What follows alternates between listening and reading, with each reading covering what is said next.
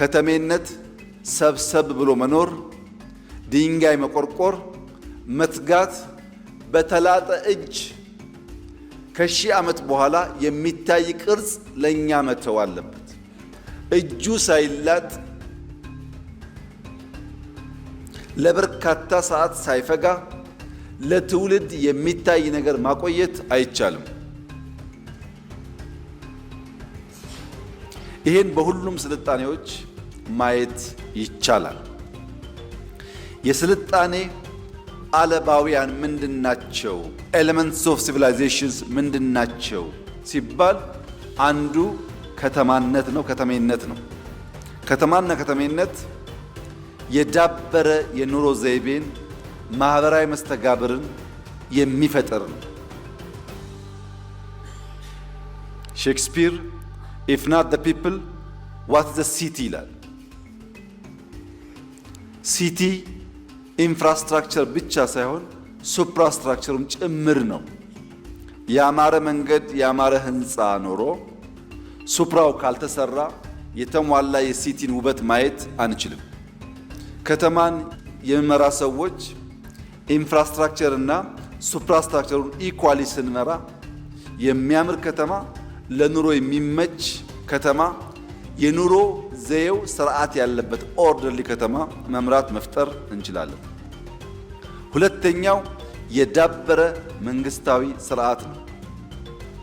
የዳበረ ማለት ሰፊ ቁጥር ያላቸው ህዝቦችን በስርዓት አደርጅቶ የጋራ ፍላጎታቸውን ዲፋይን አድርጎ ያ ፍላጎታቸውን ለመጠበቅ በጋራ የሚተሙ ሲሆን ግልጥ ያለ ሃይራርኪ ኦርደር ሲኖር አንዱ ወደዚህ አንዱ ወደዚህ የማይነዳ ከሆነ ማለት ነው። ሶስተኛው የዳበረ ባህል ነው።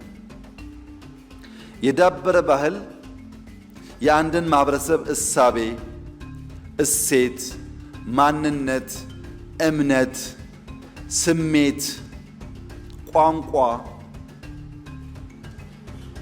ኪነ ጥበብ በርከት ያሉ ጉዳዮች በውስጡ ይይዛል። ከዚያም እልፍ ሲል ስነ ጽሁፍን ይይዛል።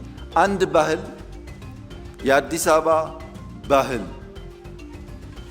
ምን ይመስላል ቢባል እዚህ ያለውን ሰው በሙሉ ብንጠይቅ ለየብቻ አንድ አይነት ምላሽ አናገኝም። ከዚህ እስከ ቦሌ ያለው አውራ ጎዳና ቤት በኩል ያልፋል፣ ስንት ኪሎ ሜትር ነው ብንል ግን በጣም በርካታ ሰዎች የሚቀራረብ ምላሽ ይሰጣሉ። ለምን? ባህል እንደ ኢንፍራስትራክቸር በቀላሉ የሚጨበጥ አይደለም። ባህልን ሶሻል ብሬን ይሉታል። ሶሻል ብሬን የተባለበት ዋናው ምክንያት የሰው ልጅ ኢን አቨሬጅ አጠቃላይ ካለው ቁመና ውስጥ የእያንዳንዱ ሰው ብሬን 2% የሚያክል ክብደት አለው።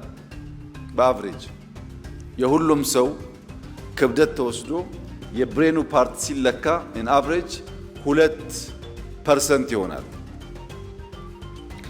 ያ 2% የሆነው ብሬን 25% ኢንቴኮቻችንን ኦክሲጅኖቻችን ይበላል።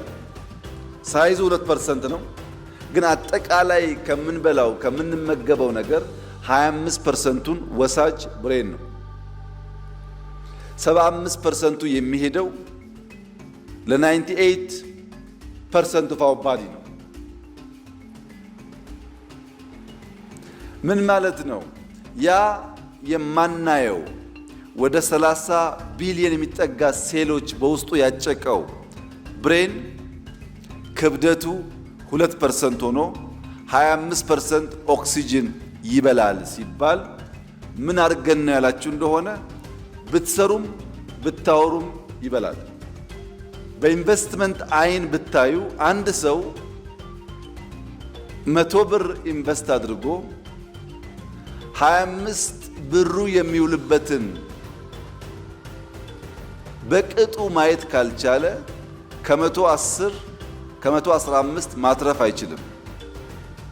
እንሰራለን፣ በሰራነው እንበላለን። የበላነው 25% ይወሰዳል። ለምን እንደዋለ የማያስብ ሰው ዘሆል ልፋቱ ከንቱ ነው ማለት ነው፣ ከንቱ ነው። አራተኛውና የመጨረሻው የዳበረ ቴክኖሎጂያዊ አቅም ነው። ይህ አቅም በየዕለት የሚገጥመንን ችግር ለመፍታት የምንፈጥረው ጉዳይ ማለት ነው። የቸገረን ቤት ከሆነ እንዴት ቤት እንሰራለን?